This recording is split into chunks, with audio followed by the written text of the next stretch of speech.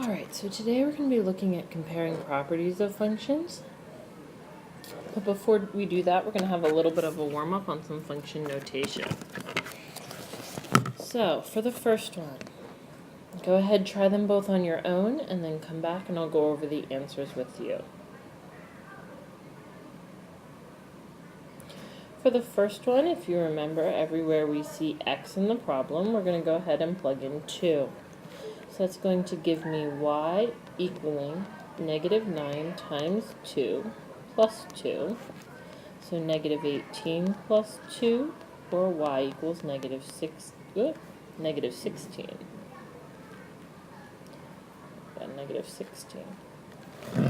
For number 2, this time it is saying that y equals 29. So I'm going to come up here to the top to give myself a little more room. So 29 equals negative 9x plus 2. Add negative 2 to each side. And I get 27 equaling negative 9x. Divide each side by a negative 9. And I get negative 3 equaling x for my second answer. So the answer to number 2 is negative 3.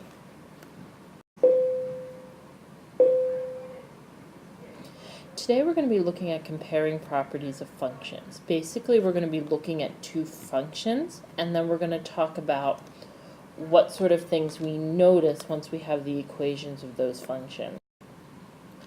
So here's the first one. What's nice about these is you're always given one of the two equations. We do need to find two equations, but we're already always given one. In this case, the first equation is m equals 7w plus 2. Now to get my second equation, I'm going to be using this chart over here. And chart is giving me some ordered pairs. It's giving me 1, 3. It's giving me 2, 6. And it's giving me 3, 9. I need to pick two of the ordered pairs. You may pick any two that you would like, and we're going to use those to find our slope, which is m. So I'm going to do 6 minus 3 over 2 minus 1. That gives me 3 over 1, or a slope of 3. Now that I know my slope is 3, I need to find b. So y equals 3x plus b. Pick one of the two ordered pairs and plug in for x and y. I'm going to pick the first one, the 1, 3. 3 is y, and 1 is the x value in the ordered pair. So 3 equals 3 plus b. Subtract 3, subtract 3. We find out that b is 0. It is okay that b is 0. So now my second equation, the final one, is going to be y equals 3x plus 0. So I have my first equation up here in the problem, and I have my second equation down here that I just solved over here off to the side. We haven't even started breaking down into the problem yet. This has to be done before you even attempt to answer what the question is asking. Now the question is asking you to compare the y-intercepts and the rate of change. So let's start with the y-intercepts. Y-intercept is your b value. Oh, that doesn't look right. Y-intercept is the same thing as your b value. So in my first equation, my b value was 2. So my first equation, my second equation. First equation had a b value of 2. Second equation had a b value of 0. The first equation had a b value that was larger. When it's asking you to compare them, it's just saying which one of the two is larger. It's also asking you to compare your rates of change.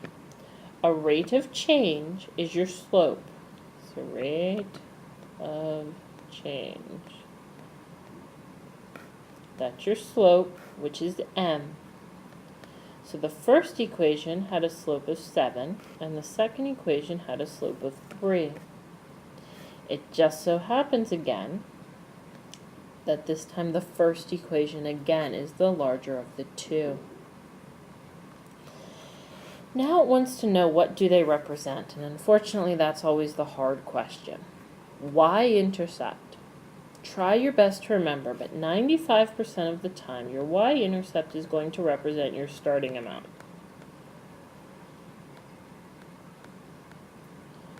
So here we were talking about a store that sells movies and video games. In this problem, the store started with 2 movies and started selling or started their business with 0 video games. The rate of change is always going to be something per something, okay? Per meaning multiplication. So in this case, my slope is going to be the, how would we want to say it? It's going to be the items per week. It's the number of new items they receive each week. So each week, when the shipment comes to the store, they get 7 new movies and 3 new games. So we couldn't just write movies per week or games per week because we were actually talking about both of them. So that's why I worded it as items per week. So the actual problem itself just wanted you to be able to identify the y-intercept and the slope and then be able to tell what they meant.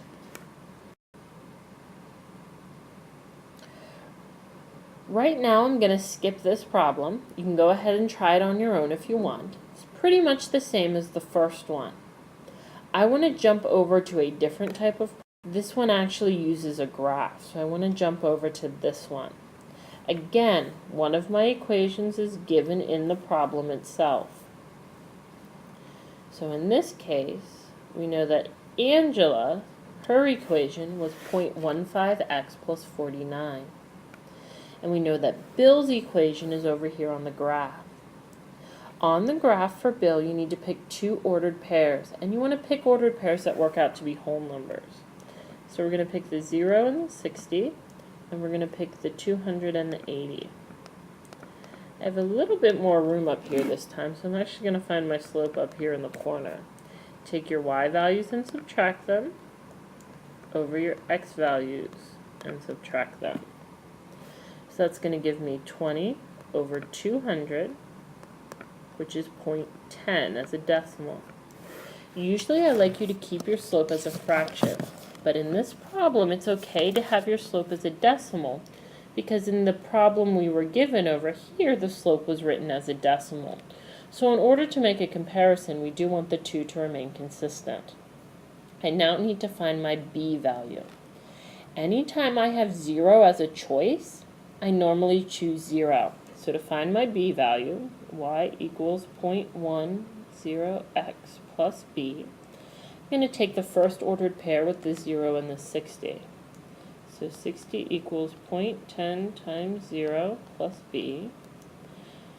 60 equals 0 plus b, so b equals 60. So I have Angela's equation here. And now I have all the pieces I need to write Bill's equation. Y equals 0.10x plus 60. That was the b value we got in the problem. Now they want us to do the comparison again. So we have the b value and our slope, which is m. And we have Angela and we have Bill. Angela's y-intercept was 49. Whereas Bill's y-intercept was 60. So Bill has the larger of the 2 y-intercepts. It also asked you to tell what they represent. If you remember from the last problem, the y-intercept is always your starting amount. Now for m is our slope. For Angela, she had a slope of 0.15 and Bill had a slope of 0.10. In this case, Angela's slope was larger. And it asks you what they represent. Here we're talking about phone bills and the number of minutes that you're on the phone. X represents the number of minutes. So our slope, our 0.15 and our 0.15 is actually the cost per minute. How much is it costing per minute on the phone? So for Angela, it's costing 15 cents per minute, and for Bill, it's costing 10 cents per minute. The last thing they want you to do is they want you to figure out who pays less money at 200 minutes. So if you're on the phone for 200 minutes, who in the end is going to be paying the cheaper amount is what they're looking for. So all you're going to do is you're going to plug the 200 in for X, and then we're going to go ahead and solve it. So again, we have to have Angela and Bill. So Angela is 0.15 times 200 plus 49. So that's going to give me 30 plus 49, meaning Angela's total bill will be $79. Bill, on the other hand, is 0.10 times 200 plus 60. That's 20 plus 60. I was thinking ahead of myself, which gives Bill's total bill as $80. So Angela actually has the cheaper of the two bills. Not by much, but she still does have the cheaper of the two. This one here, where Mandy and Sarah at the gym, same type of problem. I would suggest you go ahead and try it on your own. Find Mandy's equation, find Sarah's equation, and go from there. And then your homework again is a worksheet. Try the worksheet, see what you can do. If we've already done the worksheet in class and you're just using this as a review, go back, look over it, make sure you are finding your slope and your b value correctly. Most students do okay once they have the two equations, but it is really finding that slope and that b value that can trip them up. And we've done that quite a few times throughout the year already, so hopefully we're getting pretty good at finding our slope and our y-intercept.